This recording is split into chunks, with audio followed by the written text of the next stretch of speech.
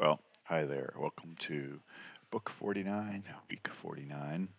And this time it is the Saturday Night Ghost Club. Now, this book is, I don't know, who is this written for? I don't know. Possibly a young adult. Um, I'm not entirely sure, but I think so. It's a coming of age story, and those are typically for about that age. And okay, so Uh, Craig Davidson is a Canadian writer, and so this is a Canadian childhood kind of thing. Um, oh, what do I want to say about this? Well, this is one of those books that I got at Barnes and Noble for $5 after buying a cup of coffee. So, it was a promotional thing. I read it in one day. I actually read it entirely Monday and just been sitting around in my head since then. What do I want to say about this? Well, okay, so it's about a kid, Jake Baker, who is apparently a bit chubby and unathletic, and he doesn't have many friends, any friends really. He lives on the Canadian side near Niagara Falls, and the city he lives in is kind of run down. There's a lot of empty buildings and things of that nature. And well, we get some information about his parents, and his dad is um, has some Irish blood, and he has had this history of being a fighter type person, someone who has like Saturday night fights kind of thing. And his mom has essentially tamed this wildness out of him, is the idea. And Jake is kind of, not the kind of son that he might expect to have, but he loves his son. He loves Jake, and his mom, of course, loves him as well. So there's no problems there. And he's got an uncle who is his mom's brother, Calvin. And Calvin is one of these true believers in the occult and the paranormal and this sort of thing. And he runs a store called the Occultarium. And the Occultarium is basically the occult bookstore of this little small town. Um, and Calvin is known to be this kind of, crazy, unhinged guy who believes all kind of conspiracy theories and whatnot. Well, the story begins, and Jake has a typical bully. So it kind of starts in almost kind of a Stephen King type environment, but we move away from that pretty quickly. Um, it doesn't lead to the kind of horror that Stephen King writes. Instead, we get something very different. What ultimately happens is he's befriended by these two First Nations or Native American children, um, the Yellowbird family. There is the son who is what? What is the son's name? Anyway, the two Yellowbird. Lark is the girl, Lark, and she is a bit of a wild child. She's 14, and Jake and the other boy are 12, and the Yellowbird kid really believes in these kind of things that his Uncle Calvin does. Jake is skeptical. He's willing to accept that things are scary and unreal, but is skeptical.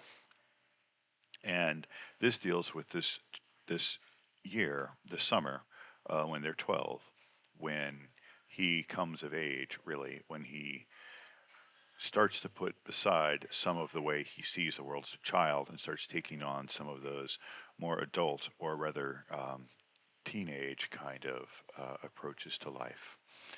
And, so he has his first real stirrings of sexual feelings for Lark, but they're not, Craig Davidson is very careful. They're not coded as straightforwardly sexual as you might with an adult. They are just sort of feelings. They're just sort of, underpining of relationships and stuff. And he also begins to see some of the flaws in the adults around him. He sees some of the flaws in his dad. He sees some of the flaws in Calvin. And these flaws actually are going to play a major role in what this story ultimately is about, which is, without giving too much away, Calvin is damaged. And this, what looks like an innocent kind of just adventure. Well, that's what the whole thing's about, by the way. The Saturday Night Ghost Club. What they do is they go around to places in this little town which are supposedly haunted and tell ghost stories and have s'mores around a campfire kind of thing. At least that's what it's intended to be. But because Calvin is damaged, they start to take on more weight and more, well, I would say menace, except that implies that there's some evil force involved. There's no evil force involved except time, except human nature, except nature. And that is what ultimately drives this book is it's the adult Jake looking back at this summer where he grew up, and his uncle introduced him to all these haunted, ghosting kind of things, and he had fun with his friends, and you know, developed into the young man who would eventually become the adult that he has become. And an adult, what he does is literally brain surgery, and so there are reflections in here about how the brain reacts and about how the brain works and about the different kinds of things that happen to brains. There are parts of it that reminded me a little bit of if you ever read Oliver Sacks, The Man Who Mistook His Wife for a Hat. It's not that extreme of brain injury, but he does deal with brain injury and he does deal with brain problems and, more tumors and that kind of thing. Yeah. So it's a very, very interesting book. It's a quick read, um, and it has more depth than it would seem to. But at the same time, you have to wonder, you know, okay, this kid, as oftentimes happens in novels, if you ever read these sort of, these novels written about, sort of these tween kids, is has more reflection than at least I had at the time. I mean, maybe I was just clueless. I don't know. But looking back, I didn't know nothing compared to what this kid knows about everything around him. I didn't have any degree of certainty or introspection or any of that kind of thing. Now, the adult Jake does. And so sometimes I think writers sort of, impose these introspective moments, these deeper learnings from the adult perspective back on the child in a way that arguably isn't really completely true for that age. That's okay. It's not really much of a problem, but I've noticed it in Stephen King. I've noticed it here well as well. Just for me anyway, sort of a little bit too aware children. That's okay. I mean, I don't know if you've ever written anything. It's kind of hard to write someone completely unaware because events carry their own weight a lot of times. So I would recommend it. It's a fun read. It's a quick read. It's not perfect. Like I said, I think it's kind of a young adult novel. Um, you might expect something weightier than what happens.